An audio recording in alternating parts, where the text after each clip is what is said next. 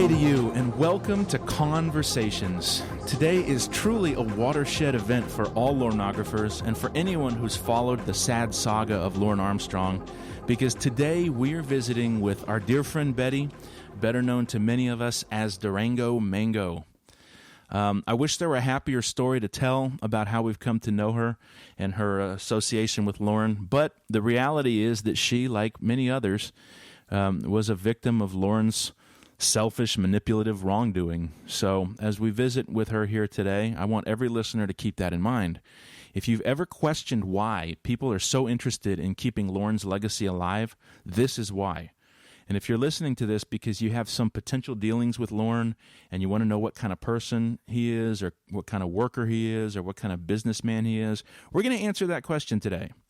So, Betty, I want to thank you for being with us today, and on behalf of the entire church, we're honored to spend a little time with you, and we all thank you for being so open with us about your experiences. We know some of these things aren't easy to talk about, and so we want you to know that you're among friends. So let's start at the beginning. Why don't you tell us a little bit about yourself? Tell us about Betty. Okay. First of all, thank you for giving me this opportunity to turn other people's attention to this man so that you never, if you are in the Maine area, the state of Maine, never, ever, ever, ever, ever hire this man to do any work for you. Mm-hmm. Okay? That's all. Now, with that being said, God bless everyone. Yes. And, yeah, I'm a New England guy. I told you I would tell everybody this.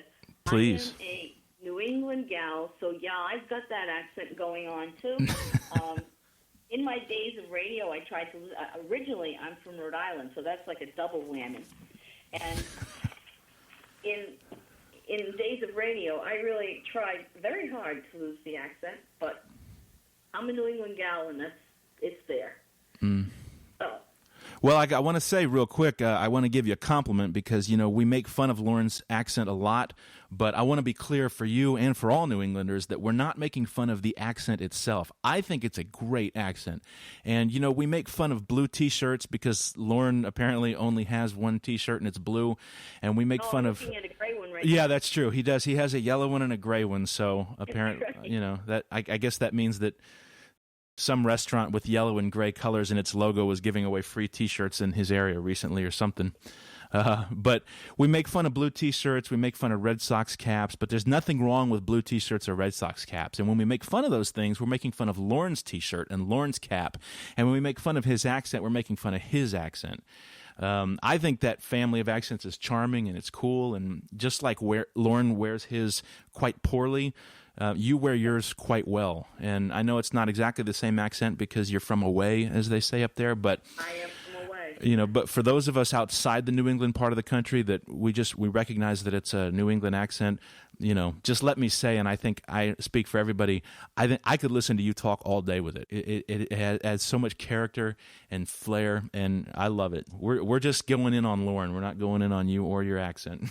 No, I certainly realize that, but I just wouldn't say, wow, she talks like Lorne. Yeah. Well, maybe a little bit. Not at all. You don't do anything like Not Lorne. a whole lot, but Awesome. By the way, people, this lady, I've had the chance to get to know her a little bit, and she's so great. But she uses our phrases, you know, the Lorneisms all the time, and it's just she has this great way of working them in to the conversation so casually and comically. She gets it, folks. She gets Lornography. So you're from Rhode Island, and I'm from Rhode Island. When I grew did? up in Rhode Island, Okay. which is a very, very pretty state. Mm-hmm. It's very pretty. And I wasn't really trying to do Lorne there. I mean, it is a very pretty state. We have nice beaches, and Yeah. I wanted to get out of Rhode Island, and I like the North Country. So Mm-hmm. in 2006, Eric and I, my late husband, after my last parent passed away, there was really not too much to keep me staying in Rhode Island. I mean, I've got a lot of friends there, but I can go back and forth and visit. Right. It's only 300 miles. Mm-hmm. And we came up here because we found this piece of land that was just beautiful. It was gorgeous. And it had nothing on it. Nothing. Mm. We had, like from the ground up. Now, we're living in a mobile home. We had the mobile home brought up here, put on the property, and then we would have the house built around it. Mm-hmm. So I've been here since October 31st, 2006. So before we, of course, that leads us right into your dealings with Lorne. But before we talk about that clown, before we talk about that bad guy, I want to talk about a good guy. If you feel up to it, I'd love it if you talked a little bit about Eric and who he was and how you met him and how y'all came to play music together and of course end up together. Can you feel like talking about that some? Yes, I do. I lost him December 11th, 2011. December 15th, 2011. Mm. And it was a sudden. It was not expected. Mm. I was a member of the New England Country. I have been for like 40 years. The New England Country Music Club. I was on the board about 30 years. I spent 11 as secretary, and then I was president. I can't tell you, at least 17 years. I can't even tell you how long. Wow. I just recently, moving up here made it difficult because we did travel back and forth for jamborees twice a month. Yeah. So that's how I met that wonderful man, through the New England Country Music Club. Okay. Many, many years ago. And around 1992, he was alone and I was alone, and we started dating. Yeah. And we married in 94. And he was, I don't think there was anybody who could say a bad word about him. Yeah. He was just so easygoing. Hmm. He did have a temper if he got angry at something. He could blow up, but he was just, everything was okay with him. He was a good guy. Yeah. Which makes it tough. Again, I think I'm jumping over a little bit. Not at all. He held a lot in. Yeah. Because externally, he let stuff roll off his back. But then, it stayed inside. And I know, because I do that sometimes too. I say, rather than get into an argument with somebody, I'll just shut up and let it fester inside of me. Yeah. And he was that kind of guy. He was such a good man, and generous and caring and kind, and benefits. We played benefits together. He actually taught me to play bass. I played Really? piano. Yeah. Oh, wow. That's a great story. He was a bass player in several bands. He had garnered awards from different of the local clubs and stuff. And as good as he was, he never decided to run off to Nashville to try to become a country star. And he probably could have, huh? You know what? I believe he could have been a studio musician. Absolutely. Yeah. He started playing when he was 14. Hmm. And he was in the high school band, and he was in demand. When a guy needed somebody to fill in, if he wasn't playing, but he was playing on a regular basis, he would do that. He was never without a musical gig. Mm-hmm. Yeah, that's isn't it funny how often it's the guys that could make it? You remember Johnny Rodriguez? Yes. I know a man who, when he was in his early 20s playing guitar, he was he still is a fantastic guitar player, and he had the opportunity to go and play with Willie Nelson, and he ended up not going, and Johnny Rodriguez was the guy who who went in his place. They were scouting talent in this area, and anyway, all that to say, it's guys like that and guys like Eric who actually could give Nashville something, and they don't. And it's it's to their advantage because Nashville ends up with it's a city full of guys like Lorne who who think they have something to offer instead. They're all pumping gas too. Yeah, boy. But that was definitely Eric. Eric was a humble guy. I mean, he would watch somebody play and he'd be, wow, look at that, and no ego thing. He didn't need it. He knew he was good. Yeah. So he didn't need to go around bragging about how good he was. I found that throughout the years, especially when I was involved with the musicians as well because I was the president of the club. Yeah. And I have noticed that the ones that toot their horn the loudest are the ones who should put a muffler on it. Yep. It's just amazing. And he was not that kind of guy. And he was a good guy. He worked for, it was digital semiconductor. He worked in a clean room with computer chips. Huh. And then Intel. And then when Intel bought out digital, they cut loose everybody. Everybody was cut loose that worked for digital. And Eric came to work with me on the radio show, ultimately ending up getting his own show as well, which we both hosted together. So tell us about you in radio.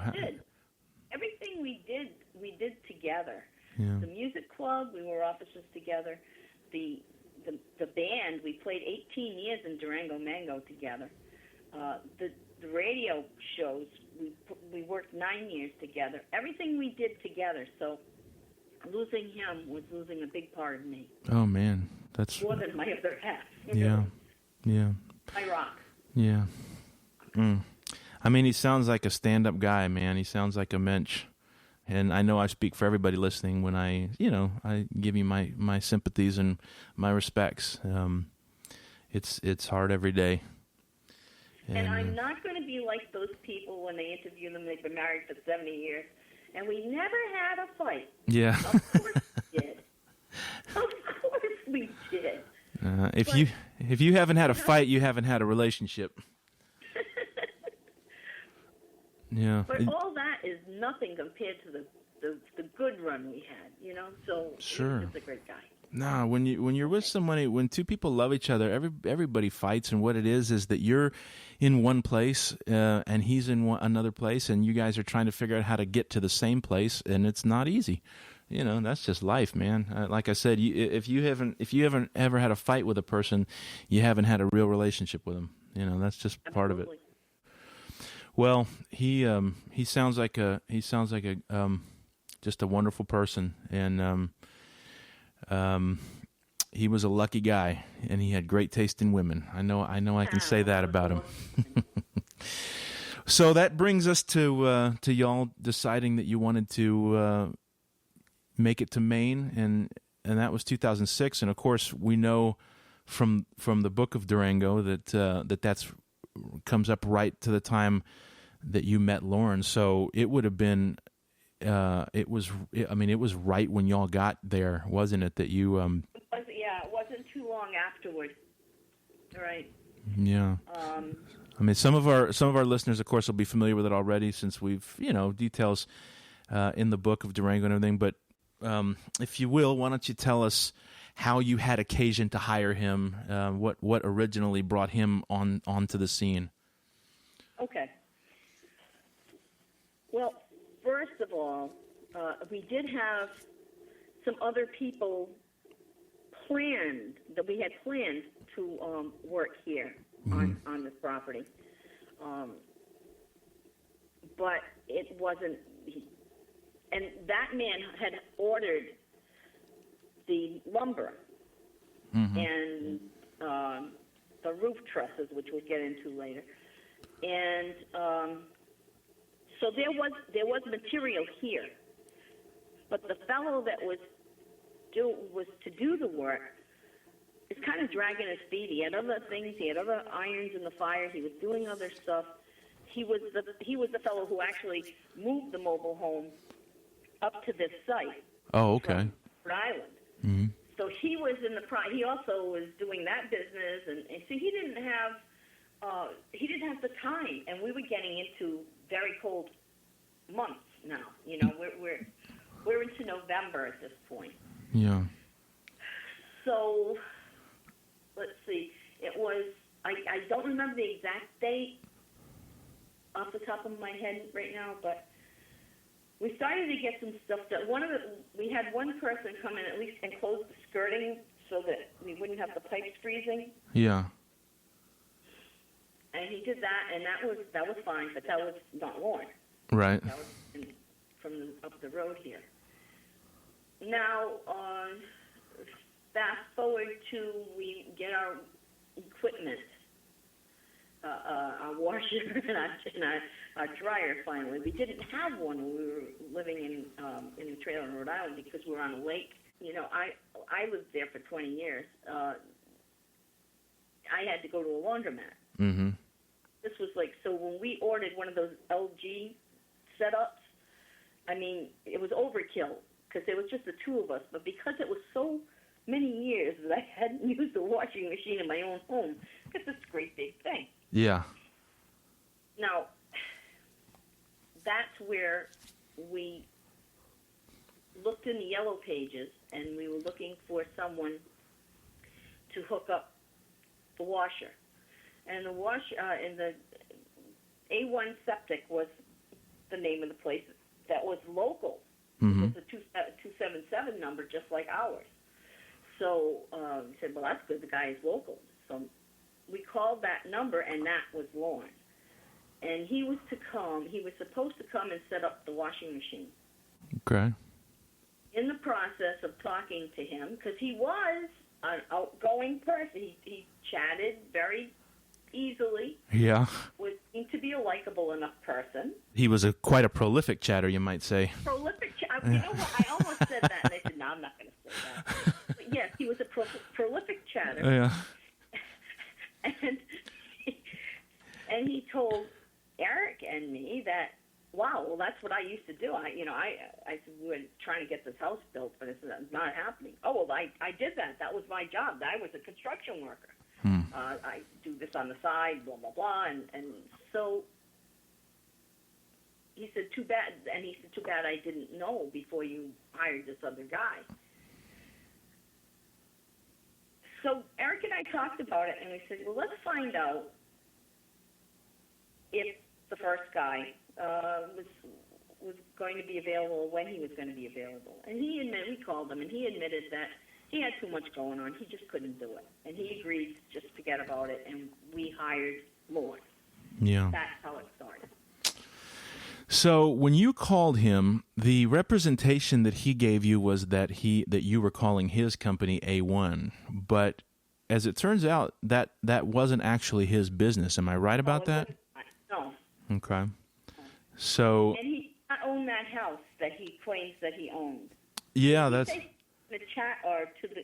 How did that come about? Well, was when on the telephone with the girl. No, it was whenever all of the extra material was uncovered from Perverted Justice, and there were screenshots of his MySpace page, and he talked on the page. He wrote on the page about how he had a goal to get his house finished, that sort of thing, and then there were some pictures on the page as well of him and a couple other guys, his brother and one of his friends, working on the house, and the captions would have led anyone to believe, I believe they just said, working on my house. So he was certainly representing it as his house. Crazy. So he had a big TV, a computer station. You said that it looked like someone had written on the walls or painted on the walls. Right, like a kitchen area, yeah. And it said something about Uncle Lorne, and he said Uncle Lorne's the boss or something like that. I really, my God, that's a lot of years ago. Yeah, for sure. I'm going to be 64 years old. No. I remember my name. No.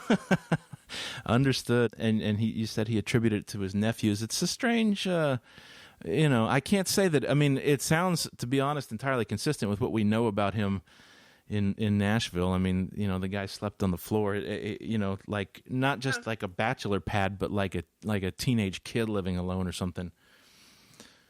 Yeah. Very, very strange. So that was when you went and saw him, and you saw the house. When he let me interject something to answer another question that you asked, which I should have probably answered that first. When you mentioned the townspeople, they're very close knit here, and as you say, for those of you that don't know, when we say from away, that's what the Mainers call people who have picked up stakes and moved to Maine, but were not born. If you were not born in Maine, you will never be a Mainer. You will always be from away. I don't care if you were born in another state and lived there only 6 months and moved here. You are still from away. You are not Maine born. So that's why we say from away. And because we are from away and he was not, the townspeople didn't really want to say too much. I understand that. Yeah. They're not going to say something about their own people. Yeah. But on a couple of occasions, when we told a couple of people in the area who was working on our house, one man said, well, first he rolled his eyes. That was a giveaway. Mm-hmm. And then he kind of went, which was another giveaway. And then he said, I said to him, what? Nothing. No, really, what? What? Is there something we should know? Yeah. He said, well, just watch him. Interesting. That's all he said, just watch him. Oh, but we had no idea what he meant by watch him. Yeah. Watch him, why? Is he, is he going to, like, come in the house and steal stuff, or watch him what? Another man had the key, because we were going back and forth to Rhode Island, and he had the key. I had animals here, and he said to me, does Lorne have a key for this house? And I said, no. He said, good, because if he did, I would give you your key back, because I do not want to have a key that Lorne has the key to the same place. Wow. Boy. Yeah. Yeah. So, and that man did a lot of work here. He had a backhoe, and he came in and he helped us with a lot of stuff. And then Lorne said something to him, and I didn't know. But he came, and he never said a word to me. His wife dropped him off. He picked up his backhoe, and he took off with the backhoe, and he didn't come back. Huh, and that was after Lorne said something to him? Lorne said something to him. It was much later I found out that he said to Lorne, are you going to put this certain thing in to make the porch part? And it's something that, I don't know what they call it. You probably do. It's a cement. It's a piece of cement that you sink into the ground, so that your beams, your poles, your wood won't sink deep into the ground. Yeah. He asked him if he was going to do that. It's some kind of construction thing that they have to do. Mm-hmm. And when he asked him that, Lorne gave him. He never told me. He never told me what it was that he said to him. He just said that he gave him some kind of line, and that was it. And he said, I was trying to help him, tell him that he should do this. He doesn't want to do it. You're probably going to have some problems. And so the impression that I'm getting is basically that Lorne, even obviously we know he has delusions of grandeur. He has delusions of adequacy, let alone grandeur, but that he came off like kind of a know-it-all type guy, that he knew what he was doing. He didn't like being told, even by someone with obvious expertise, what he was doing wrong. Yeah. Yep. Amazing. And that, again, like I say, I didn't realize it until later that there was even words. I wouldn't say there were words between them, because this man just said, hell with it. Yeah. But these are the kinds of things. I mean, you're talking about. These are the kinds of things that you don't see the connections among these disparate episodes until later in retrospect. These are the kinds of things that add up in hindsight. Wouldn't you agree? I mean, these are the kinds of things that like people's indirect misgivings about your dealings with him, and what happened with that guy, and what happened with the guy with the key. I mean, these aren't the kind of things that you necessarily are going to pick up on in the moment. And you're new to the area, you're just trying to get the work done. And as we talked about the other day, if you're a basically good and honest person and you're not looking to rip other people off, you don't go into situations like that expecting that other people are trying to rip you off. That's true, especially if you think that they are, a legitimate company. Yeah. Which I thought, I mean, you had no reason not to think that. Until, Sam, that all changed when they started to do the work. Then that's when we started to get that revelation. So tell us about that. What was that like? I mean, how did it progress, and what were the? I remember you talking in the book of Durango about the Three Stooges. So tell us about Lorne and his crew, and what working days were like with that bunch. Well, in the very, very beginning, when he came in to put the subfloor on in the back, he had his sister with him. His sister and Lorne were putting that the structure up in the back for the floor. The next time he came back, he had those other two guys with him.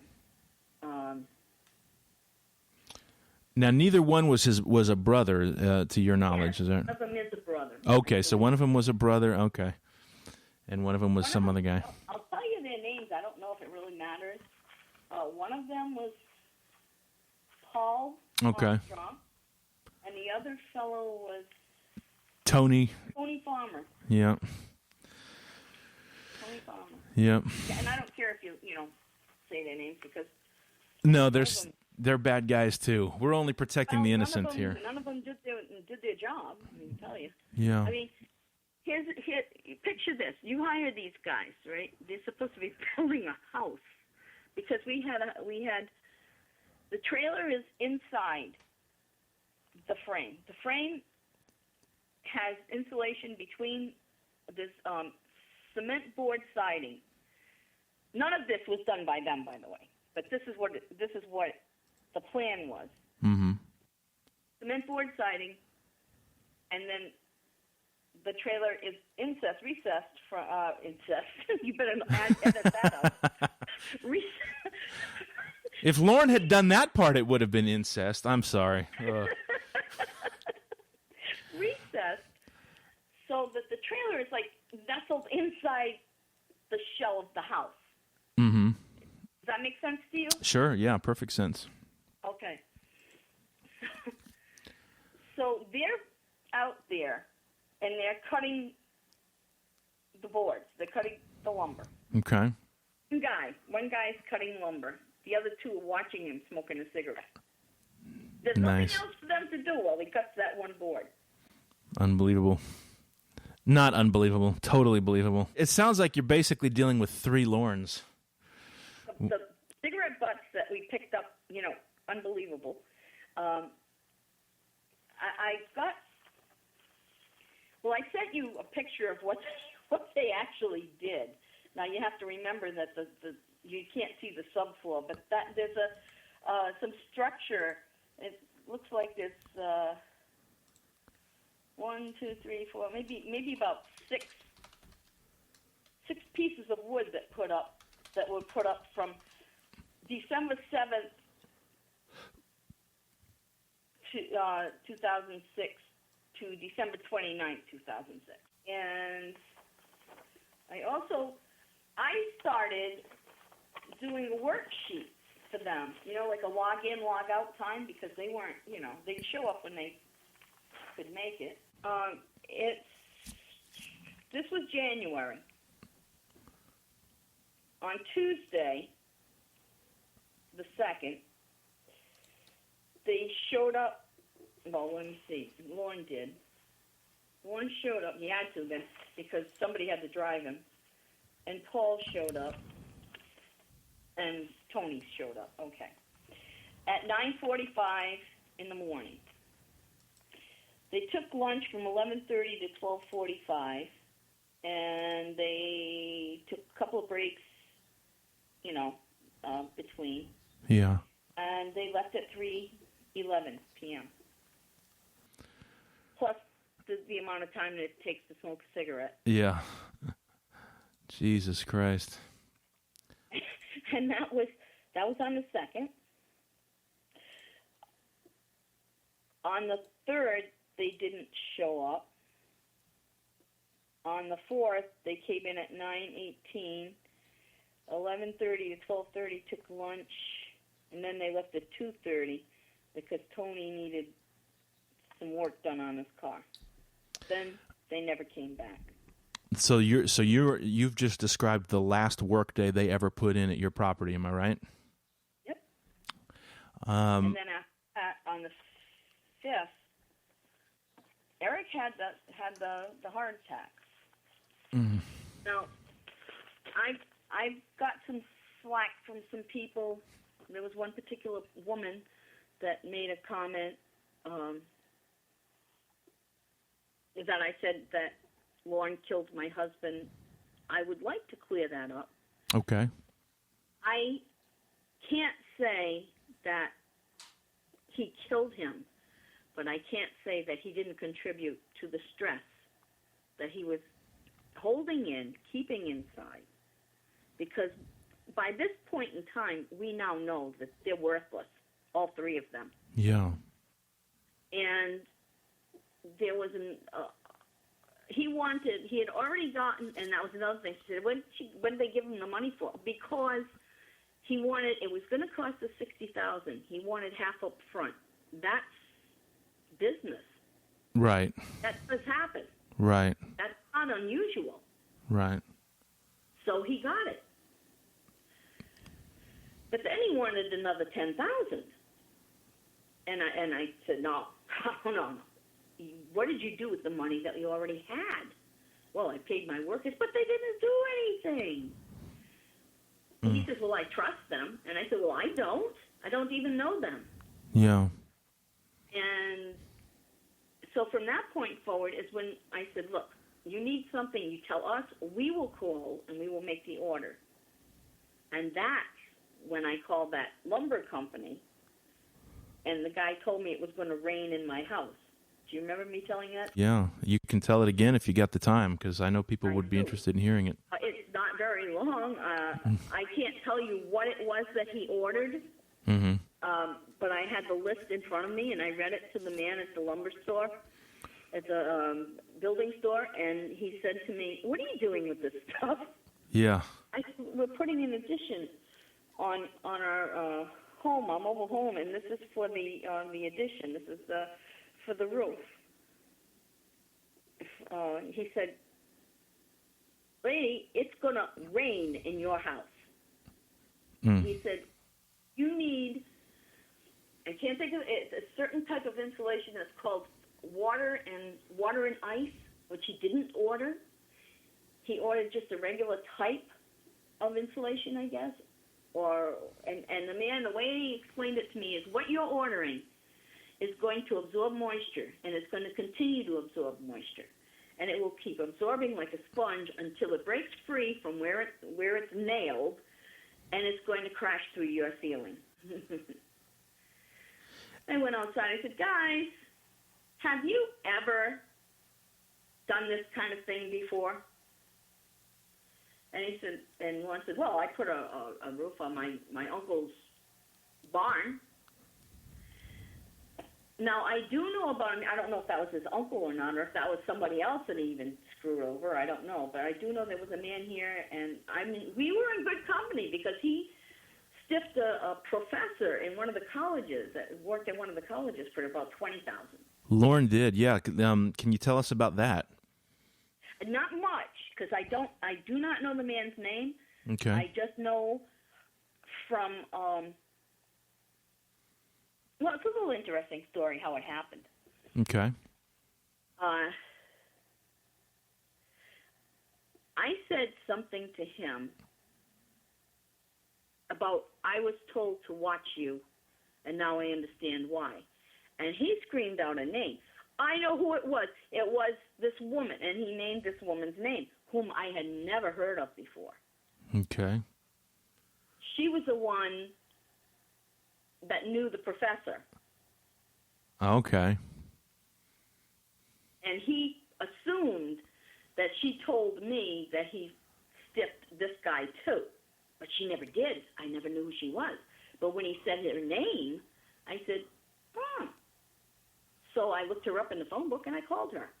And I asked her, why does Lorne think you said some stuff about him? And she said, oh, he did this work on the man's house and so on, what I just told you. So now I know. But she said that he was a different kind of guy. She didn't say too much about him, except he was a different kind of guy. Okay. But the vibe you got from her, I'm guessing, is she wasn't paying him a compliment in saying that. Am I right? No. Yeah. Unbelievable. So now we know that this guy, I mean, you're looking at this guy who's working on your house, and he's already got a bunch of your money, and you just found out that he stiffed someone else out of $20,000, and he's got $30,000 of your money, and you've just found out from somebody who knows what they're talking about the insulation, and you've confronted him. How did that exchange end? I mean, I think that's how again, like I said, I can't remember exactly, but sure. I think the exchange ended when they decided they weren't going to come back. So that exchange then and that confrontation would have come up around that time, yeah. Right about that same time when you're describing their last day of work. Yep. Then one other person he stiffed, but not for a construction job. I guess when he was planning on moving to Nashville, a fellow down the street, a mechanic, apparently he had an old truck, and he hadn't paid for it yet. So he wanted the truck back because he was moving, and he was going to pay him as soon as he got down there. As soon as he got to Nashville. So he wanted the mechanic to finish the work on his truck, and he was going to pay him after he got to Nashville and had some money? Yeah. Is there a mechanic in America who would take that deal? No, and he didn't.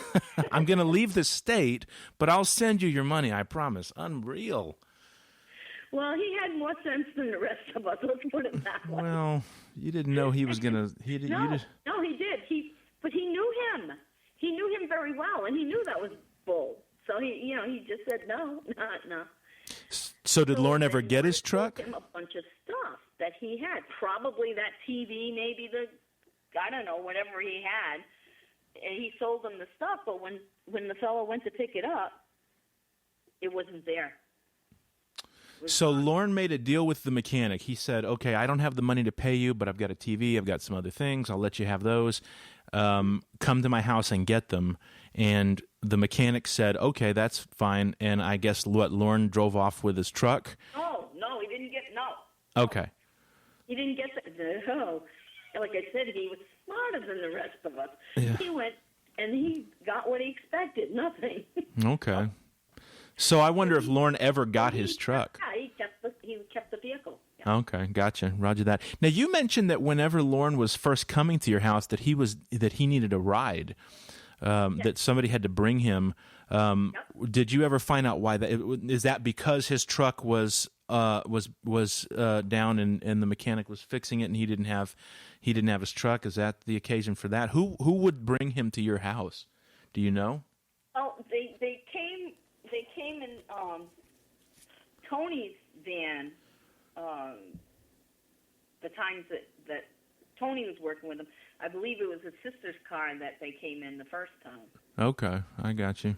Okay, now let's flesh this out a little bit. Plus the places, because he had that DUI where he ran into that house. Maybe generally, I don't know what the law is in Maine, but you lose your license in Rhode Island for 3 or 6 months. So maybe that was the time when he didn't have a license too. But I don't believe he had a car. I think he said he didn't have a vehicle. Okay. Do you know anything about that the DUI or the OUI incident beyond what we all know? What you've just said. I mean, okay. I know he did have to. He had to spend one night in Skowhegan jail. Okay. That's all I know. Wow. Okay. Now, when Lorne, I want to flesh out this. He had to take a day off. Yeah, he had to take a day off from his days off, right? Yeah. He had to hang out and smoke cigarettes in jail instead of in your yard. Unbelievable. Now let's flesh this guy out a little bit. When you first met him, what to the best of your memory, I know it's been a long time ago. What was your first impression of him before the folks around you were giving their warnings, and before you had any reason to believe that he was questionable or nefarious? What was your first impression of him? How did he present? Was he, I know you said that he was a prolific chatter. Was he, I mean, how did he come across? How was he dressed? What did he smell like? I mean, was he, was he a nice guy? Did he seem like, just another guy? Or he was pretty. He was very pretty. Okay. I didn't know you were setting me up. I said, I can't imagine anybody's ever described Lorne as pretty except maybe his mother. I've been trying to get that in this. I figured this is my only chance. No. As many of them as you take them all day. He seems to be a nice enough guy, but please keep this in mind. I'm an awful judge of character. I have been burned by people. Well, because I trust. Yeah, I understand that. And I believe what people say to me because I think, why would you lie? Right. I always see. My mother was Italian, and I had lying beaten on. Don't touch a child. Well, you lie, you get beaten. Yeah. You get a licking, as they call it. Sure. And I learned right from the very get-go as a child that it's better to own up than to lie, because my mom would say to me, you lie, and you have to lie again to cover it up, and tell another lie, and tell another lie. And unless you have a damn good memory, you're not gonna make it. Yep. You're gonna be found out. And I have a horrible memory. So I figured, hey, just tell the truth. Yeah, I did it. It's my fault. So I've always been honest. There's no reason to fabricate. I am who I am, and that's it. So yeah. I don't expect anyone else to be that way, but they are. Yeah. And I just don't get it. For those of you who are out there who are still on the fence about why those of us who hate Lorne, you're listening to it. No, and I mean, this man that I feel like, you're gullible, you're stupid, but then here's this man that's a college professor, and he gets sucked in too. Yeah. So, at least I'm in good company. Yeah, that's exactly right. And Eric was like me too. He what you see is what you get. I am this person. Yeah. You like me or you don't. Yeah. And there's no airs, there's no nothing. This is it. Straightforward. As it should be. Everyone else to be that way. Yeah, how much better would the world be, But yeah, I have friends. I have a very good friend who is straightforward, is not a liar, never lies. But he has the ability to step back and analyze. And I always thought I was pretty analytical when it came to figuring out situations. But with people, I'm not good. Apparently, I'm not good. It's like anything else. You can't see it unless you've dealt with it.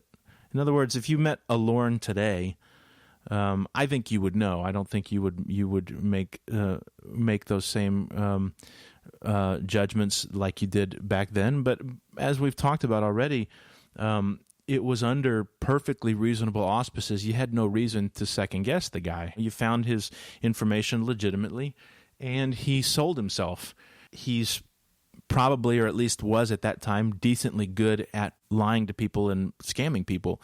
But that's how scammers make a living. They're good at it. Right, and it had to be maybe more than that, because I shouldn't say had to be, but I would say I would imagine. I mean, that's because if the townspeople are all saying, "Hey, yeah, exactly right. And not only that, but this was a business.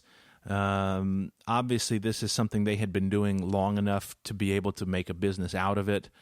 And there's always been talk in the Lornography community about what were Lorne's, what did he do with himself? I mean, we know what he was doing when he was 35, 36 years old, and we know that he was in the service, or assuming he's not lying about that. But, you got a lot of years there where we don't really have any information about what he was doing. So it seems reasonable to at least suspect, if not conclude outright, that he was doing this kind of thing. And what's curious about it is that $30,000 is not a small sum of money. God knows, $30,500. $20,000 from this professor is not a small sum of money. Where in the world is all this money going? He can't even pay to get his truck fixed. We assume that he, I assume, unless you have information that confirms this, that some of that money went toward that truck that he had in Bowling Green, or when he was in Nashville. That's my assumption. I mean, he didn't have anything. Yeah. So he didn't have a vehicle, so I'm assuming he bought that truck. Yeah. Most likely. With our money. It certainly seems like that would have been the case. That's why I think that was the first thing I ever said. Hey, that's my truck that you're driving. So when you first met him, when he first came out and you had your first dealings with him, did y'all ever talk music? I mean, obviously we know what his musical background is, or lack of, and now we know a little bit more about yours and how you had this real band, a legitimate band established in the community. And did y'all ever talk music? Did he ever talk about singing with you? No, he did not. But he did mention that he won a karaoke contest. Okay. Well, that's the fast track to stardom. Yeah. Winning a local karaoke contest. So you've got this situation now, and you've confronted him, and all of a sudden these guys stop showing up. I'm guessing your first response is to try to call the guy up and ask him, hey, where are you? Now, this was when you said Eric had his heart attack, so of course everything goes on hold at that point. Am I right? Pretty much. I spent most of the time, in the beginning, I stayed at the hospital. Yeah. They released him. 11 days later, he had a stroke. Oh, my goodness. At that point, they couldn't do anything at the Mayo Hospital here. It's not like the Mayo Clinic. It's not related to them. It's called the Mayo Hospital in Dover Foxcroft. They couldn't do anything for him. He had to go to Eastern Maine Medical Center. Actually, I'm sorry. No, he didn't. He went to St. Joseph's Hospital first, where they put in a defibrillator and pacemaker. Mm. But throughout, in and out of the hospital, most of 2007. Jesus. Most of winter. So at that point, I would talk to him. I would go to the hospital. I'd sleep overnight, and then I'd come home, and I'd feed my animals, and so on and so forth. It was tough. It was tough because I didn't know if he was going to make it. I really didn't. God bless you. He even had to have speech therapy after the stroke, and he just snapped out of it for the most part. There was a change. There was a change in him. He had less patience later on. Yeah. Things that, he could do. He found more difficulty doing, but he could still play guitar better than some of the ones that said they could play guitar. There you go. So, he was incredible. He made a decent recovery, but he was never 100%. Yeah, to have both a heart attack and then a stroke in such close proximity, one to another, is because that is tough. That is tough. So it was all of that. I mean, of course, that's enough for anybody. So, and then of course, Lorne was off to Nashville that summer. But you mentioned going by the house. Now that was earlier, of course. After things settled down, I mean, did y'all ever have any occasion to call him or reach out and find out where are you? Why? I'll tell you all about that. The one thing I wanted to say though, before we go any further, is that the house was not completed. Yeah. And Eric's in the hospital, and we talked. We found someone. The fellow with the key, he gave us the name of another guy. And the guy was building a school. So we had a crew come here, and a crew of 3 guys, sometimes just 2, and they finished everything. Everything. And his name, he's JDR Construction, and he's in St. Albans, Maine, and he's very, very good. JDR, D as in David? A as in John, D as in Dan, R as in Rudy. JDR Construction. Yep, St. Albans, Maine. St. Albans, Maine. So if you're in that area and you need that kind of work, hire one. Call that man. Call that guy.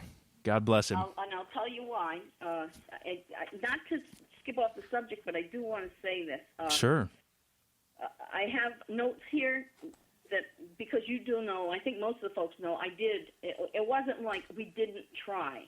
We went to the DA's office. The DA contacted. They have a mediator. The man's name was Ian McKinnon. He told Mr. McKinnon that he definitely would pay us back. We agreed to take only $20,000. Pay it back. We were giving him a break because he didn't have no way did he do $20,000 worth of work. Yeah. And he said he would. And of course he did not. Yeah. But I don't think did we touch on the part about the roof trusses that were already here? Just briefly, but yeah, go ahead and tell that story that you said you had trusses already, and yeah, please tell us about that. You can get roof trusses pre-built, which is what we did. The measurements were taken by the first fellow. Right. Lorne told us they wouldn't work. They were no good. They wouldn't work for what we wanted. So then he started giving me an estimate of how much it was going to cost to do it. Now, he intended to build the new trusses himself, is that right? Yeah. Yeah. Huh. Yeah. So each one of these guys are getting supposedly $75 an hour, and it's going to cost them 2 hours to build. Well, let's see. I have... Each one of his workers is getting $75 an hour? That's what he said. Holy smoke. I'm sorry. I'm wrong. I'm wrong. 25 an hour. That's 75. Yeah, times 3. The hour for free. Okay, Mm-hmm. I'm sorry. Scratch that. 75 hours, $75 per hour for labor. And he's telling us it's going to take 2 hours to build. 24 trusses, and the labor equals $3,600. $200 each for material, $4,800.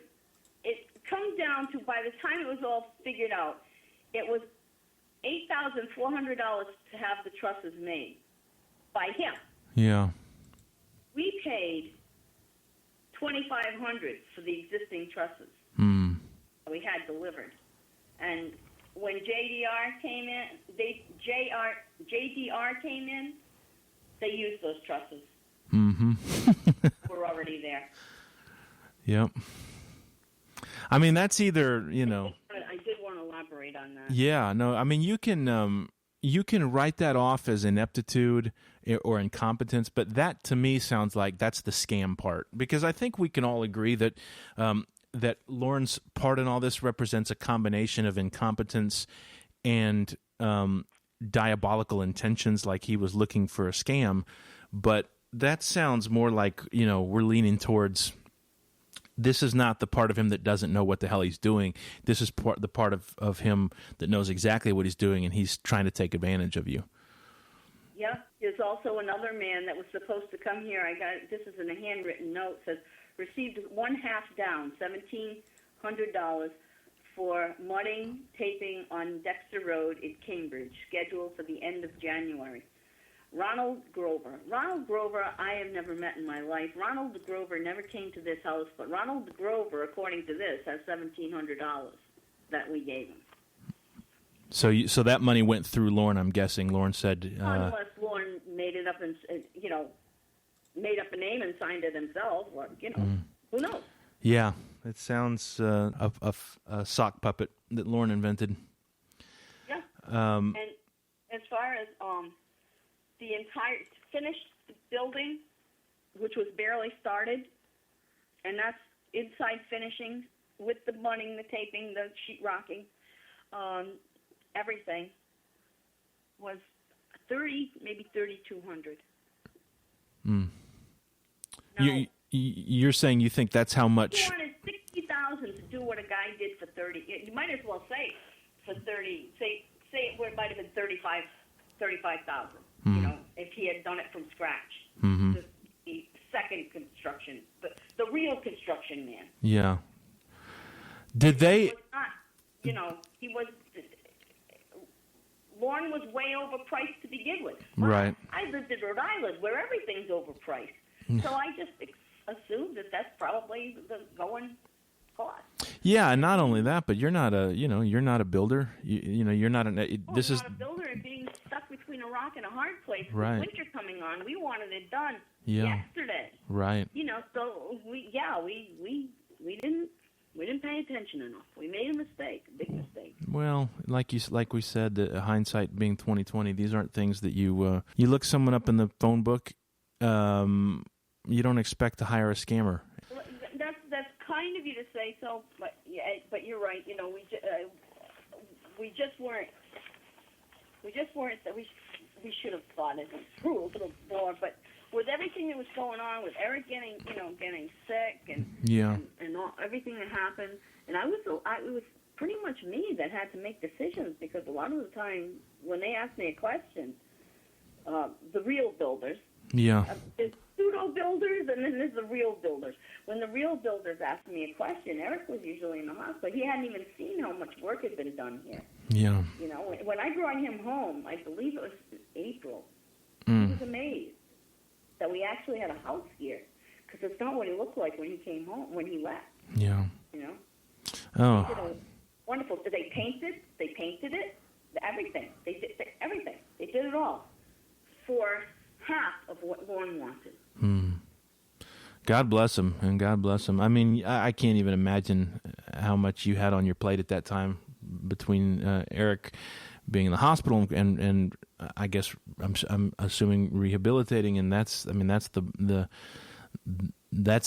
where your focus was, and then having to deal with the house on top of it. So we know that Lorne had this reputation at that time. I mean, it was something that you found out about in indirect ways and certainly understood later. And obviously we know his brother is involved, and his sister as well. It seems like I remember somebody mentioning something about a car scam involving his mother. Does that sound like something you know anything about? I know of something. I'm not sure if it's accurate, though. Okay. I know that his mother sent a letter to the mechanic down the road. Ah, okay. So this would have been in regard to his truck.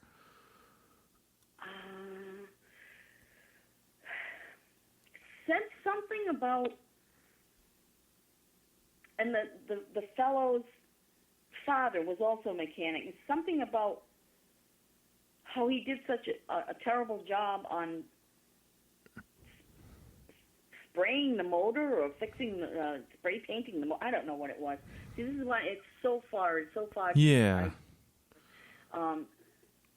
Understood. He didn't want to pay for it, or she said he did the wrong, and I think she might have tried to sue him.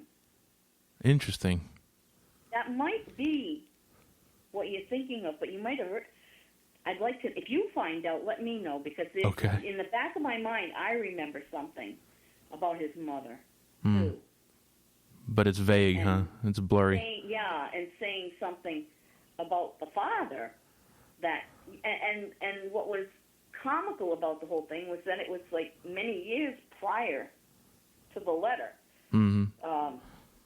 that actually happened, because the father said to me, she said something about I oversprayed the whatever, and I don't know. I think the whole family might be a little messed up. I think you just nailed it. Now, I want you to talk, if you will, about this phone call. You told me that there was a point in time where Lorne called y'all and left a message, and I would love for you to recount that, because you told me the other day, and I thought it was fascinating, about this message that he left you guys after all of this had gone down, and he'd kind of skipped off and disappeared and stopped working on the house. Can you tell us about that phone call, about that message he left you? He was still here in Maine at the time. He was still living in the house. And there were a couple of times he called. I'm assuming he probably had a snoot full. And he would call, and not that I care. I like to tip back a few myself on occasion. So, I don't care. But when you start calling people drunk and you start saying things, it's not a good idea, especially when he called that particular night, and he was crying on the phone, as he always did. Yeah. I'm so sorry. I'm so sorry. I feel terrible for what I did. I know I owe you money. I want to be friends. I'd like to invite you to dinner, but all I have is a can of peas. I'm not making that up. Pathetic. That really happened. I have witnesses. Other people heard the message. Oh, man. Unfortunately, I don't have that message anymore. No, why would you... Other people heard that message and guffawed, just like you did when they heard. I'm pretty sure it was peas, though. Church members and Lornographers, if you're listening, that needs to be one of our new things that we say. All I got is a can of peas. I mean, the guy is obviously a drunk. I'm curious to know, do you think he ever showed up to work at your place drunk? I'm sure he showed up hungover. He ever sobered up? Yeah. I think it was one continuous day for him. Yeah. So, $30,500, that's what this jackass owes you. How much work would you say that he actually did? Or did the JDR folks ever make any kind of an estimate about how much value you actually got out of that? And I never even asked that. I would say maybe $5,000, but not quality work. Yeah. But Jesus no way Christ. did he deserve what he took from us. No way. Shameful. And no way did we deserve what he did to us. Oh, God. I mean, there was a point, and it was around Christmas time, and all the people that helped us, we gave them little gifts at Christmas time. In fact, I think the day that we went to his house, we had the little gift to give to him too. Wow, do you remember what it was? Yeah, I do. They were from Family Dollar, and they were misters. Do you know what those are? I don't think so. It's like a water fountain. It's a glass water fountain. Oh, yeah. It changes color.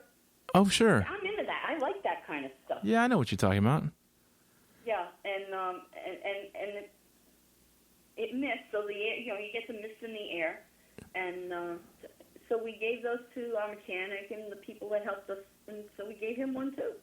Wow. And so we would really say $30,500 plus the cost of the mister. We're gonna rescind that gift, and we're just gonna to the can't. Oh well, he wouldn't have known. He would have never got it, would he? Yeah. I bet you Base Shaman or somebody with an eye for it is going to look at one of the pictures of Lorne's apartment and identify it in that box of stuff that was always in the background.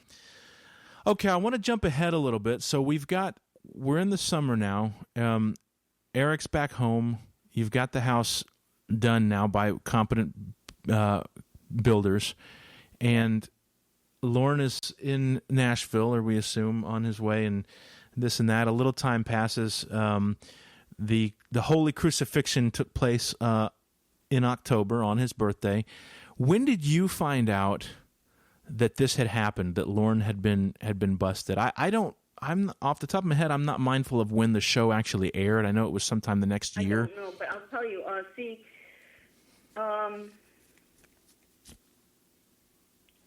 We were looking for him, and the fellow down the street told us.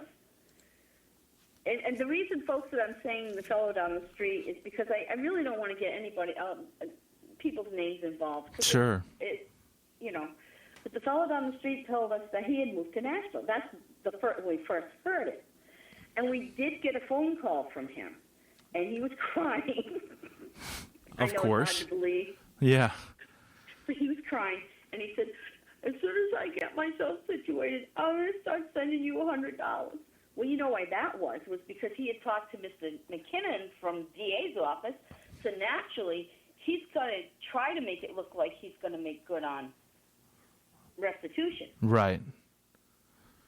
But, of course, that never happened. You never saw any money. Never saw a dime. Yeah. So I think it probably was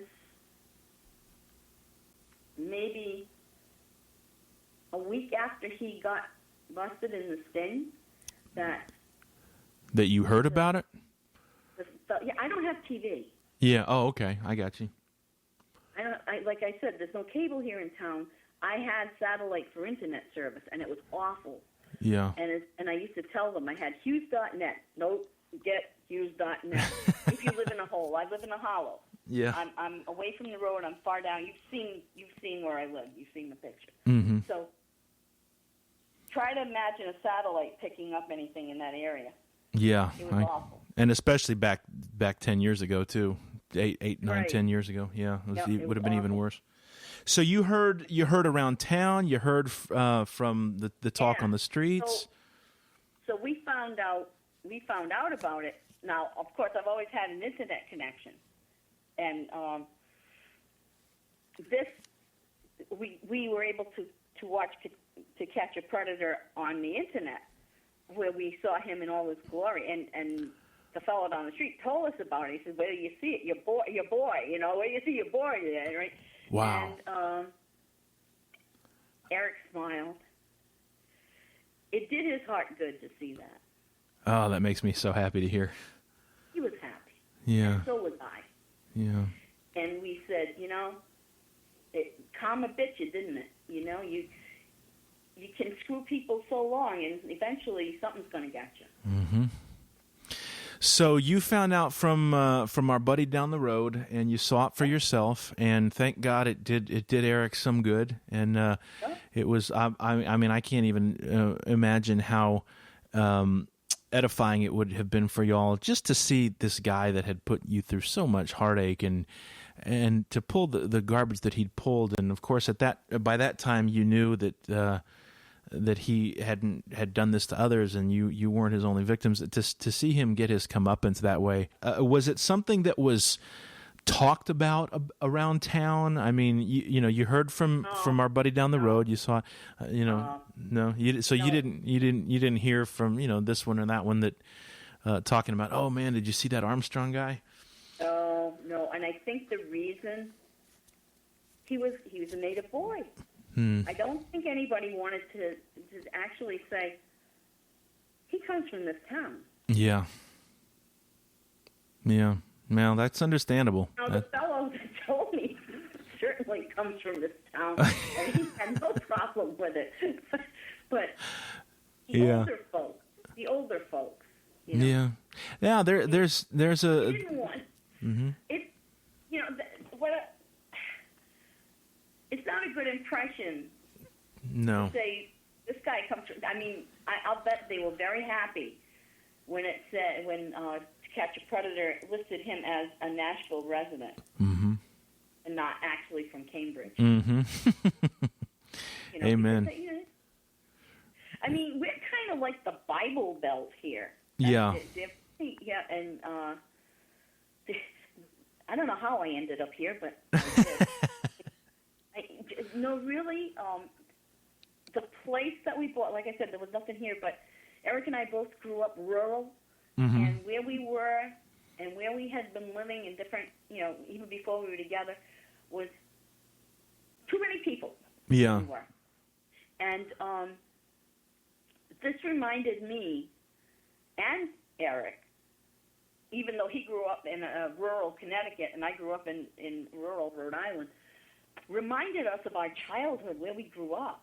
Mm. And we had fireflies and, things that you didn't see anymore. Yeah. And so we fell in love with the property, and that's why we ended up here. So after all that went down, the bit about him on the show, and now you know where he's at, and he's in jail, and you guys wrote him a letter. Is that right? Yes. And the letter had contents which stated, you really caused us a lot of problems. A whole lot of problems. A whole lot. Well done. Because, we weren't rich. We had what we thought was going to be enough to keep us, to build our little dream home, nothing extravagant, just build on to what we had, have our little secluded piece of earth, and be happy here. Mm. And he took that away from us. Yeah. Because we couldn't do the things we really wanted to do because money got tight. I mean, It's like opening up the window and throwing out $30,000. Yeah. Who can do that? Yeah. So, yeah.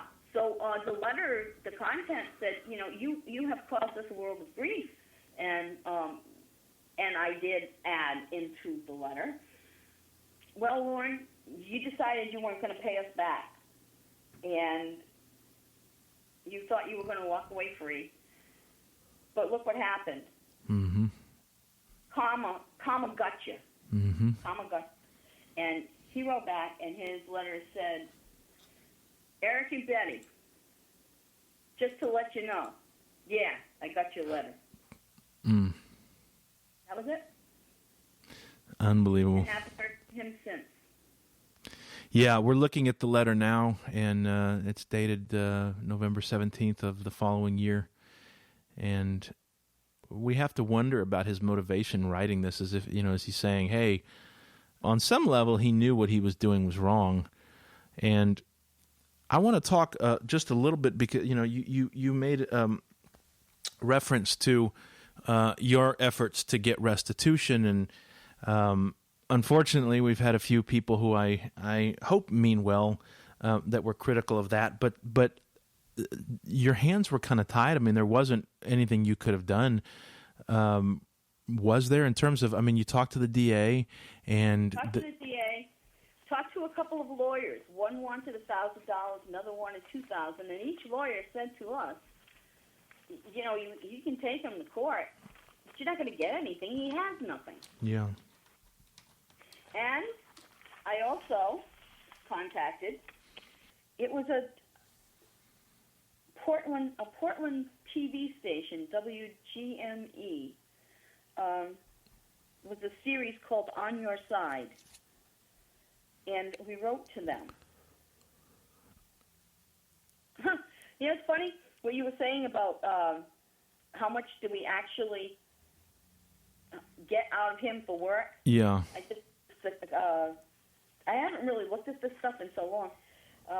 We do have a signed contract as well as receipts which clearly look altered, and even if they weren't, only add up to the vicinity of $5,000. Mm-hmm. So we were on the money on that. But they called us.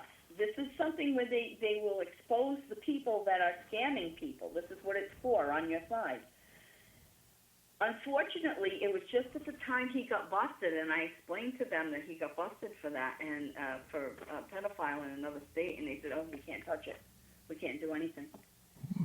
There was some kind of legality that they couldn't do anything. They were willing to come up here and interview us. Wow. Portland, but Portland is like a couple hours, 2.5 hour ride from here. Yeah, but they couldn't. They wouldn't do it because he was. They couldn't do it, no, because there was another. He was implicated in another crime in another state. Yeah. Mm-hmm. Apparently, there's some kind of like jurisdiction parameters they can't violate. Yeah. Now that makes. I mean that's. And I talked to people in Bowling Green. This isn't like I didn't do anything. I was a guest list on the Bowling Green Police Department. Yeah.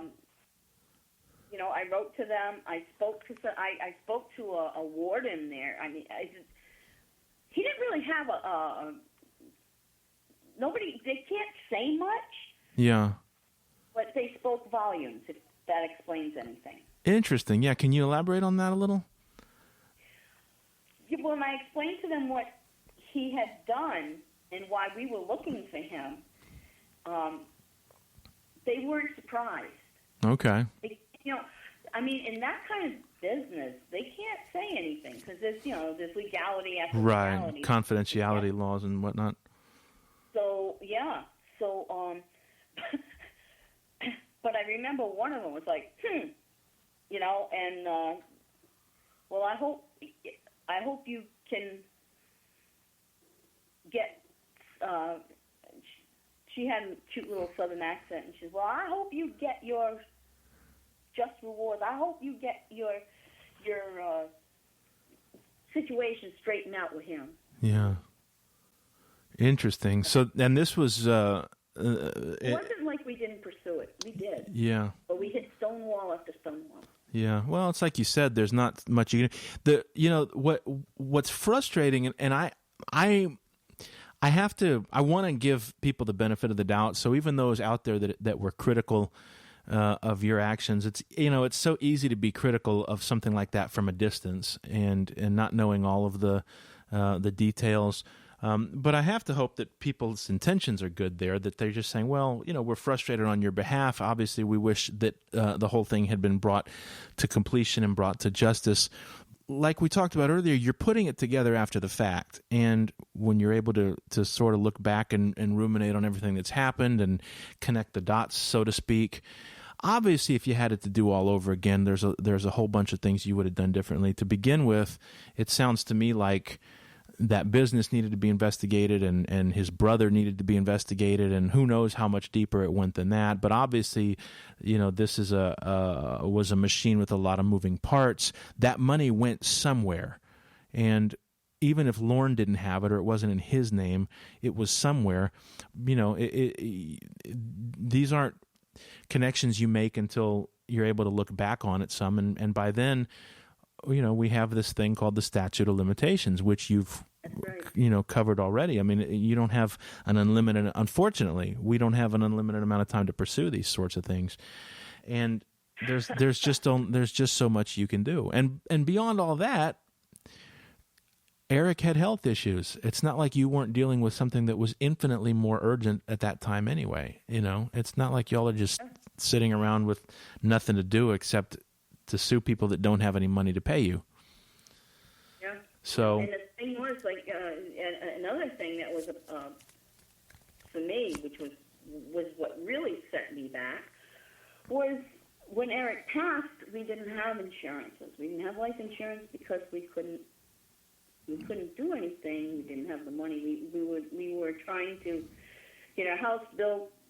I had insurance when I was a kid, and then something happened, and some insurance man talked me into doing something else with it, and I ended up having only $200 after paying in all those years. I had ended up with a policy that was worth $265. So I got screwed on that deal. But Eric didn't have any life insurance. Yeah, I maxed out my credit card. I am still paying. That's what's killing me. Is the credit cards. My credit card debt. I'm above water. Yeah. I'm not, again, like I say, I'm living indoors. Yeah. But I'm not living luxuriously, which I didn't want to anyway, or I wouldn't have moved here. I wanted to live this way. Yeah. But I always like to have a little cushion. Right. In Absolutely. case, like last year, my pipes froze. I had to replace the holding tank, the water holding tank, and the pipes, and the tape, the electric tape. So that set me back a little bit. Yeah. I've been lucky. There were people from the club that put on benefits for me. I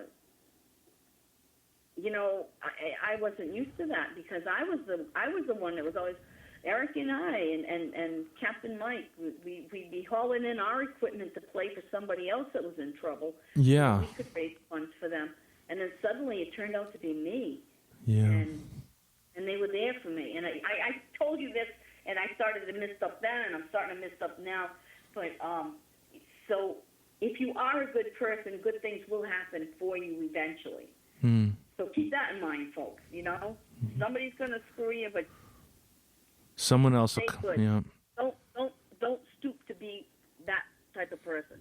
Absolutely. Well, I continue to believe that the best is still ahead for you, and I know that it's not easy, and I in some small way I hope that the good Lornographers, those of us who consider ourselves on your side, we feel that way too. For those of y'all that don't know, I'm taking a road trip to Maine. I'm going to party with Betty.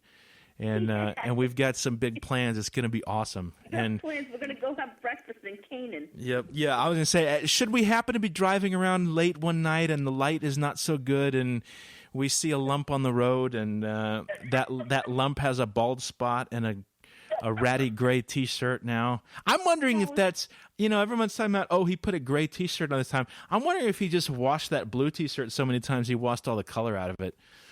No, I don't think so, because if you look at the neck, I'm looking at it right now. I put that picture up on my big screen here on my computer. The neckline looks like it's been stretched out and frayed, and yeah. We always wonder like about what. Throw away, or use for a dusting cloth. Without the ball cap, though. He needs the ball cap on. They should let him take the picture with the ball cap. But I agree. We would certainly love to see what cap he's wearing now, and if he's still wearing the B cap. But the thing is, it's so you just know that he hates taking that cap off, and it's so humiliating for him to own his baldness. So from that perspective, I like that he's got to take it without the hat on, because it just kills him. And there we go with my Eric. My Eric was bald, and not completely, like Lorne here, the top. Yeah. And he would say, "Does it bother you?" And I say, "No, not at all. It doesn't bother me." But Lorne bothers me. Well, yeah, it's like we talked about the accents before. It's the difference between a marker and put a big L on the top of that head. Yeah. Who would want to touch his head though? Ugh. No, it's the difference between. You throw the marker away. You don't. Yeah, exactly. Those great big ones. They're really long. They're like about a foot long. And you send back. And you wear one of those surgical masks, and then you put the L on, and then you back away. I'm just not sure. I wonder, Pope Sam. I'm sorry. Your Royal Highness. Yes. Yes. Observe decorum at all times, please. Holiness. I will give you Hail Lornes to say in penance if you don't. I wonder if the Boston Red Sox got in touch with us and said, "Please don't wear those hats." Yeah. Let's move ahead a little bit. Eric passed in December of 2011, so yes. You've just you're coming up on just over 4 years now, and my heart breaks for you. My fifth Christmas without him because he died 10 days before Christmas. Oh, I see. Okay, so 2012 comes along. I believe that's when Lorne was released. Have you ever, I mean, has there ever been any talk, any scuttlebutt around town about this guy? I mean, I know we talked a little bit about it the other day, and we all know, just whatever the sex offender webpage tells us and this and that. But I mean, have you ever heard anything since then about him or his family, what they're up to now? People see him around or anything? No, not a word. Not a word. Nobody talks about him. Yeah. Again, I think they don't. Native Son kind of made a big disappointment to this town. So yeah. They probably, if they are talking, they're not talking to me about it. I want to ask you real quick. Obviously, the Book of Durango was compiled using the material that you gave to Eloise. I'd like to ask, how did you come in contact with Eloise to give her that material? How did that friendship strike up? Did she contact you? I mean, y'all came together after the church really started to grow? I think when I started seeing the Church of Cawd, I started reading the stuff, and I don't know who contacted who first, but we probably commented to each other, and then she got in touch with me, private messages, and we talked about it, and she said, I'll tell you how it did start. Was when Charmin did that comment on his video about Durango Mango's tricking you into believing, and that really infuriated me, and I got angry, and I left some comments there, and we remember. And he said I didn't know it was him. Had I known it was him, I would have went along with it. Yeah. Or I would have said, "Oh no, she can't be," or whatever. But I mean, that's not true. But I didn't know who it was. Yeah, I really believed that it was someone who knew him. I figured in my mind, I thought that it was probably a family member that wrote all that. That on that video, I had no idea it was Base Shaman. And then I know he felt bad because he sent out an apology. Yeah. But then I'd already spieled off, and I had already said the things I said. And that's when that other lady said, "Oh, what are you talking about?" And you say you killed your husband. You didn't kill your husband. Well, terrible. No, lady, whoever you are, you go on believing what you believe. But I remember my husband before one, and I remember him after one. He didn't put a gun and pull the trigger. He didn't put a gun to his head and pull the trigger. I'm sorry, I didn't mean to step on you, but no, he didn't put a gun to his head and pull the trigger on him. But he sure in hell didn't help. Those are the kinds of things that can push people over the edge. Absolutely. Yeah.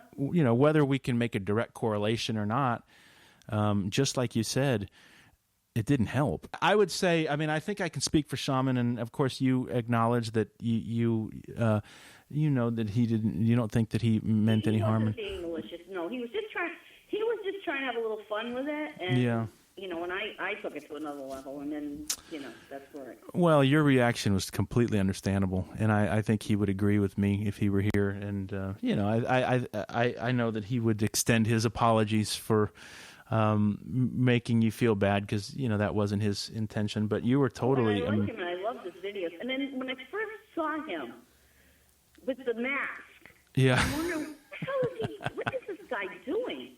And then I saw the baseball cap. And then and the shirt, he had the T-shirt on, and then I thought, oh, wait a minute, that mask is supposed to look like Lorne. and the more I see him in that outfit, the more I think he does look like Lorne. Yeah, it's almost impossible not to think of Shaman's version of Lorne a little bit, isn't it? When we think of Lorne now. Oh God. Yeah. He does a dead-on impression. Yeah. So, as we bring our time here to a close, what is Durango Mango up to today? You think you might want to get out there and play a little music at some point in the future? Will Durango Mango live on? I'm trying to keep it alive, and I do have a web page. I have a website. www.durangomango.com, which we will link to. It isn't up to date, but there are covers, and it's in the section that says they're like buttons, like you have on your shirt, and each one has 2 songs, and they're called music rooms. And but there's some songs on there that we did together, and that's at the website. That's all on that site, but like I say, it's not updated, but there is music there. Okay. There is also a Facebook page, Durango Mango, and I noticed that a lot of the Lornographers have subscribed to that page, have given it a like, and I really, really appreciate it because it's keeping the Durango Mango name alive until I can find somebody who's going to want to play with me and Mike and Kenny, if they can, or if I get someone up here. I'm looking, my friends are down in southern New England. I'm up here in northern New England. So I really need somebody who's going to be up in this area too, so that I can get out there. I am out there doing benefits, Yeah, when you can. When I can, I get out and do benefits, just as a guest spot because I have a band around me. Yeah. So if anybody, if the Lornographers would like my page, Durango Mango, I'd appreciate it on Facebook. Yeah, we're going to put links to all of those pages in the video and down in the information section. And yes, please, if you haven't checked out their music, please do so. You'll enjoy it. And give that Facebook page a like and share the word, spread the word. I do want to ask you, though, please don't list any of the Lorne stuff, some of that stuff can get pretty raunchy. Yeah, let's keep that. Mango, I don't care if you put it on my page. Absolutely. Okay? Yeah. But on the Durango Mango page, that's pretty much to keep the name alive and yeah, absolutely. Let's keep it as Durango Mango. Let's keep that page Lorne free. We don't. Free. Yeah, that's a happy place. Free.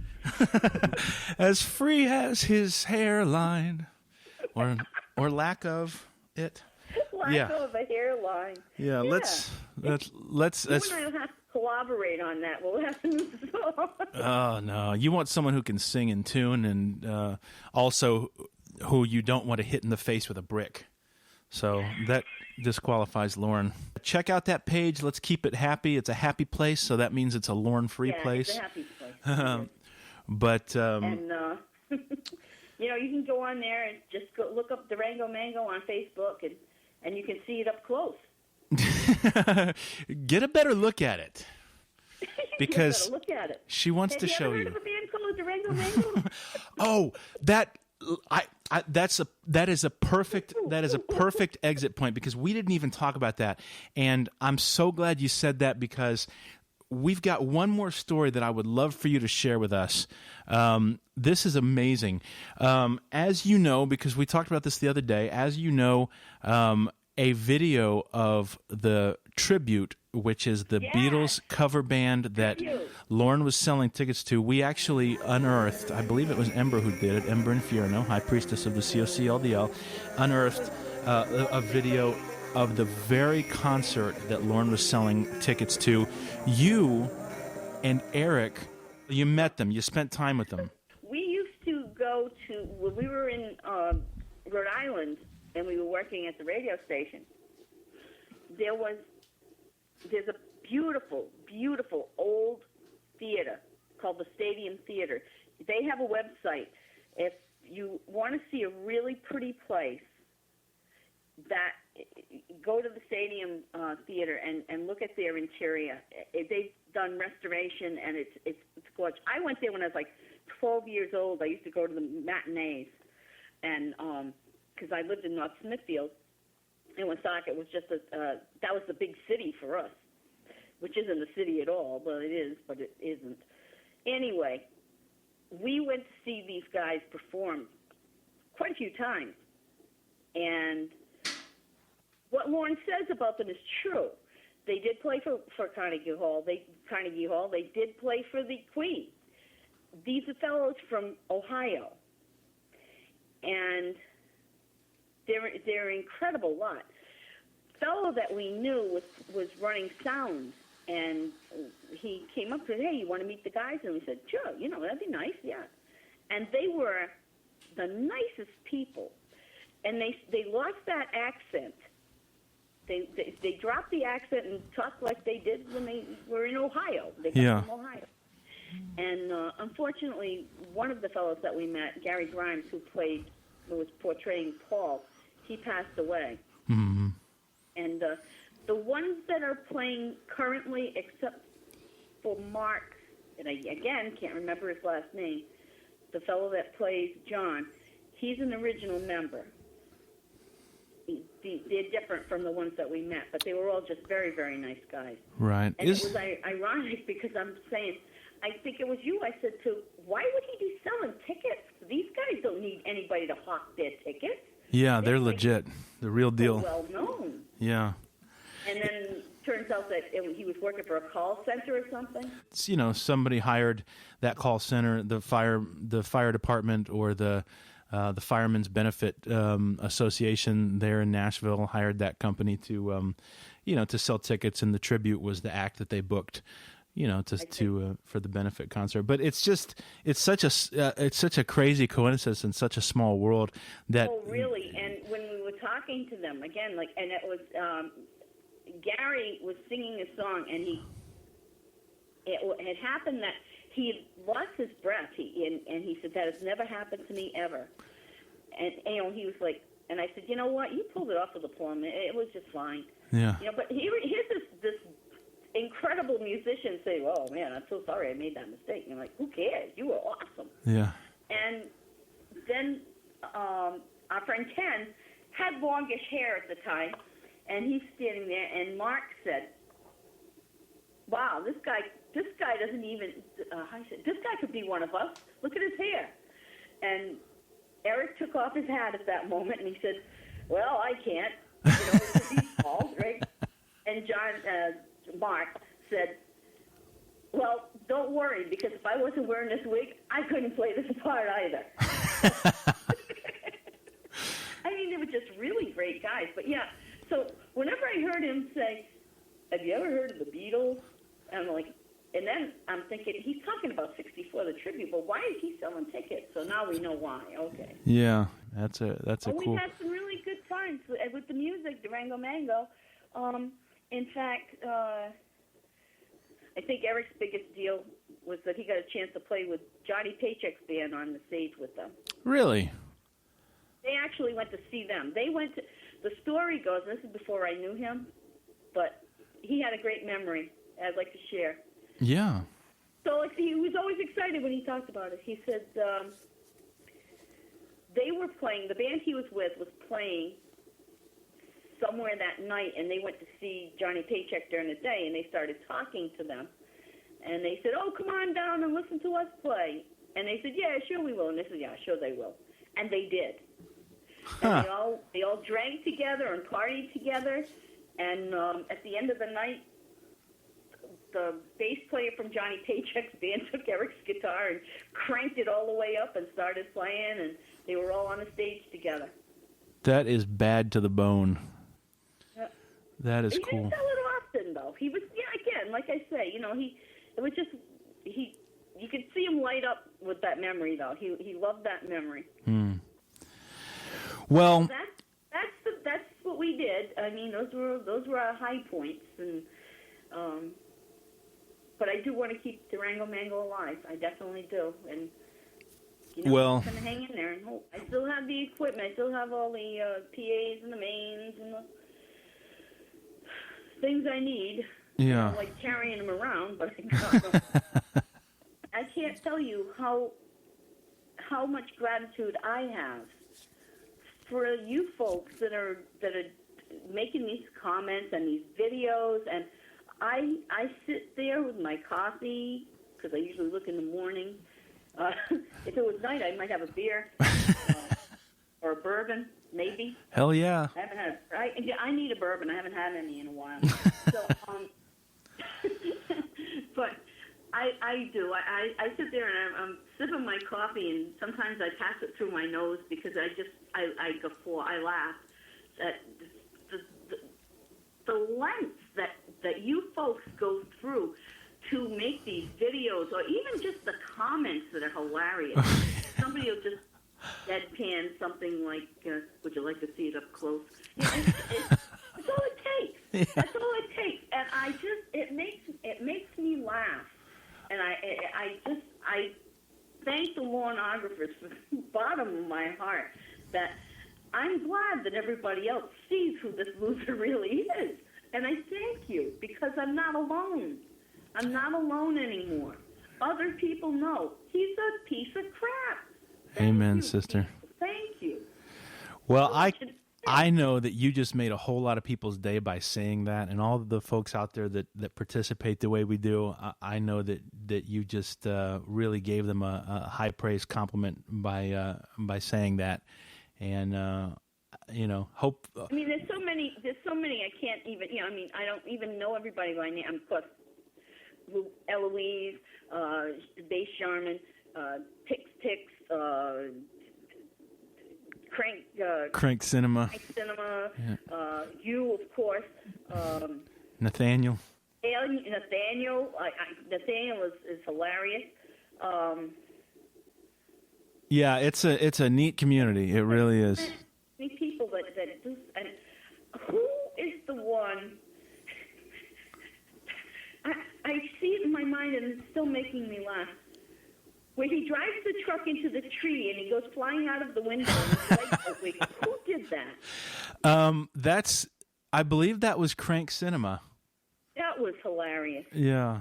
To Catch a Codfish is another one who needs to be cheddar. Codfish, that's another one. Yes. And then Candid. I know there's others, and I'm sorry if I can't remember who it was. No, this is one of those all of you are just incredibly funny. Candid Fellow with the prank phone calls is good. Yep. And then you have the girls, the singing, Ember, and Yep. Yeah. It's just great. They're wonderful. Well, I know. I can close my eyes and see those little legs flapping in the air. Oh, and then there was one about the clone. Yeah, that was Crank also. That was one of Crank's works. Oh, my God, that was so funny. Yeah. Oh, my God, I thought that was hilarious. Was that actually, that's another thing. I have a question quickly. In the interview, you know how they have the camera in the interrogation room? It seems to me that somebody made his head shine. Yeah, I'll take credit for that. Yeah, I did that in the crying video where I put all the crying together. Yeah, I added a lens flare on top of his head just to draw attention to the shininess of his baldness. Yeah, that was me. I did it in the. Yeah. That was hilarious. That was ingenious. Thank you. That was terrific. Thank you. I will take a bow for that. You're the one that's crying, right? Yeah, Lorne Armstrong crying. That's the video. And I also added. I did one. Teardrops. Yeah, I that did was this. my favorite part. The teardrops coming out. I was proud of that. Obviously, that's. That was awesome. Obviously, that doesn't. Another time when I was sitting in front of the screen and tears were coming down my eyes. I was laughing so hard. I had tears, but they were tears of joy. Tears of joy. How joyous would it be if we could actually see Lorne's tears? No. Because, that would. I heard them just before I was invited for a can of peas. Yeah. He's probably sitting here listening to the interview saying, I wish I had that can of peas right now. Because I would be impressed if he could afford a can of peas at this very moment. I don't know. Well, he's working, I guess. Yeah, but he's, the only reason he's working is because he's got to buy postage so he can send his latest lawsuit off, paperwork for his latest lawsuit off. That's a scream in itself. Well, I really believe that your efforts and your honesty over the years, and I mean right up to this present moment, are going to help somebody. They'll go some distance toward informing other people and saving others from suffering at the hands of him and his brother and their wickedness. And so from them, from anyone, on behalf of anyone who I know this information is going to help, I want to thank you, and just thank you again for spending time talking to us, man. This has been really, really great, and you're a treasure, and we're so lucky to have you and know you, and I know that I speak unequivocally when I say that all of Lorneography loves you. Well, thank you, and it's right back at all of you, too, believe me. Well, on that end, folks, we are going to wrap up this special edition of Conversations. My thanks again to Betty, to Miss Durango Mango. Follow the links in this video and in the description below to read more about the band Durango Mango, or just drop Betty a line and say, hey. Remember, keep all the Lorne stuff off the Durango Mango page. But check them out for yourself, and also check out the Book of Durango for yourself. All the evidence is there, and it's incontrovertible. Lorne, if you're listening, I hope this was painful and embarrassing for you. And God bless everyone. God bless us, everyone. That's right. This is just another reminder to the world of what you truly are, and another reminder that you will never outrun or outlive who you are and what you've done. And what was how many people are not Lorne? Yes, that's exactly right. That's exactly right. And we say that now to the rest of you. Go safe, be well, and take heart, for you are not Lorne Armstrong. We close today with a song written and recorded by Betty and Eric's dear friend Kenny to honor Eric's memory. Follow the link below to check out more of Kenny's music. Be well, and God bless you. I was down, wasn't feeling like much. I was sliding fast, I was losing touch. I was playing my guitar, but it didn't seem to sound quite right. I was lost every day, lonely every night. Sometimes I thought it was the end. I couldn't even seem to find a true friend. Darkness was closing in, and it wouldn't let up. And I knew it was time that I find me a real true love. Just like that, there you were. I don't think you realize how you saved my life. Just like that, I was laughing again. I'm thankful every day you became my wife.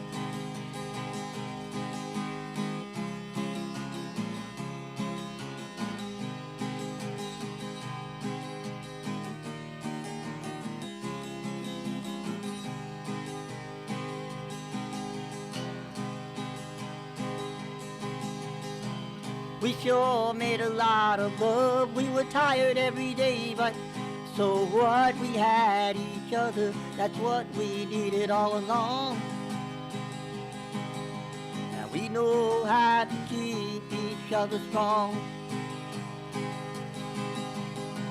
Here we are, the years have gone by. Sometimes we laugh, sometimes we cried, but there never came a time we ever wanted to turn back. Can you believe the years went by just like that? Just like that. Here we are. There were those who thought we'd never get this far. Wouldn't trade our love for anything, and that's a fact. We say thank you with your smile, just like that. We would choose our love over anything, just like that.